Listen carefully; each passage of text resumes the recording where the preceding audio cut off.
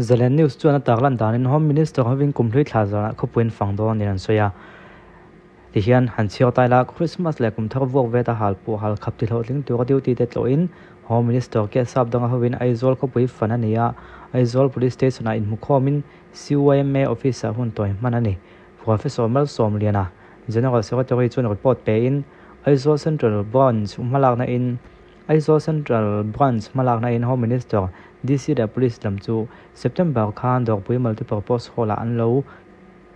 thu khom do ti asoya kumtin hian ko phan le CYMA in kum thar vok veta hal pole hal moi hal lo turin ma lo la to thina sokar point lo hal lo sokar point a lo hal lo turin a lo ti to thina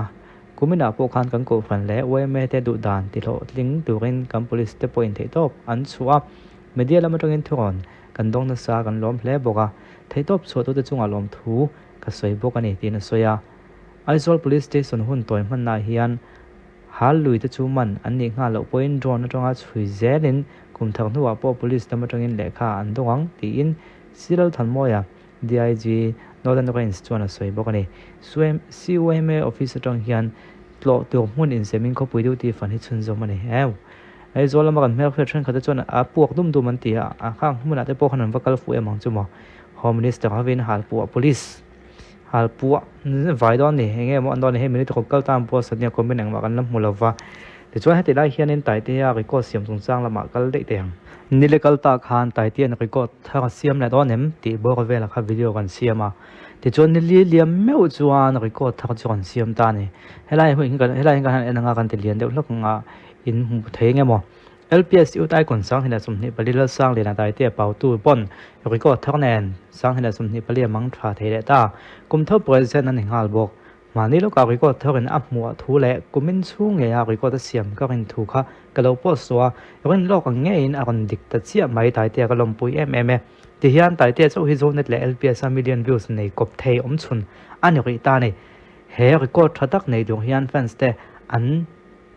an tran ba ka minol pui ngai tha ka hlo le ti a khriat mai ome icon lai le zon huwa millions view nei nga berani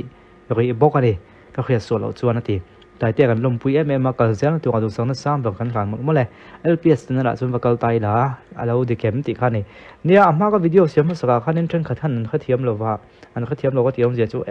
zone na da million views nei an tam to tu LPS support khathiam borvel han kon soi ne mo an comment ha ka che ka khabi lo ama ero chu tun tuma kan soi chu zone na lo wa LPS zone ni wa zone da le LPS a millions view nei ve the kha ni chu apoi mo lai chu ni ya zone da chonin million views an nen tam lu tuk tu chi ka tin kon tia LPS a chon million views hi pathuman he a nei thot to hoi ma pathuman nei sa zone zo kha nei kan a record project don em ti kan en zo kha chu zone da khanin i million views nei tam view ma se zone da le LPS a pat ni million views wa nei ve zo kha khata kha an lo thina tuna chuna nom ta ni pan enang hala hian khungai tai te chon million views nei ta em kan enanga a khami ka kon an screen so down helai hi hi hei exam kan thrin kan ma ngai che sin ti khani hi hi ya million views nei time hei tuna hian in nuai khat le zakua le sombok nuai ta ka ti ma ta duai khat le zakua le sombok ko kan ya a screen so down on tar la na kha chonin makta duai khat le sumkwa pariat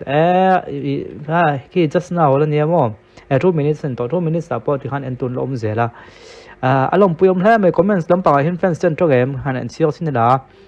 news a hin kalanga comment yes zai nong pa ngai thale pho tang ni le ngai thak poi kan the thei chuang lo ti ta omani millions views nei ta van nuam tak mu chu ti khati an kon te chota nei chu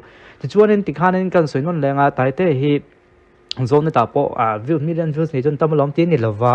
om je zo ka chuan zone ta le LPS a pan ni a million views vanei ve thei masabeng zai artist bi ka artist lo po ni thawang masabeng on ni ta ni chu youth icon ni na nei na chu tiang a han ri ko ta han siam po chu alom puyom nge a puy han pa ve ram ni ka tong thu ho thu suwa youth icon ni mia lo khanin million views kha do na miang he pan ni khan han nei ta chota se LPS tho chu an thang sual deuh nih hi mole mipui nan ngai thlak du nge na ami khring le na azai an ngai thlak du zo ko chu hei zo khi do nih hi mole an tiang ti kha lo ma se tuna chon se bo lovin tai te a chuanin record a breka youth icon sang thila som hi pali ani ang takin azai pon ngai thlak a hlowa mipui pon an do ni ti alanga zona te lps a buelo million views on nei ve ta nei ti kha ton thuma ka don update thei chu ni ya thì chuan in he channel hi lo en zela longai chang zela news e kan hmu thei thei kha kan contact lang zel don ni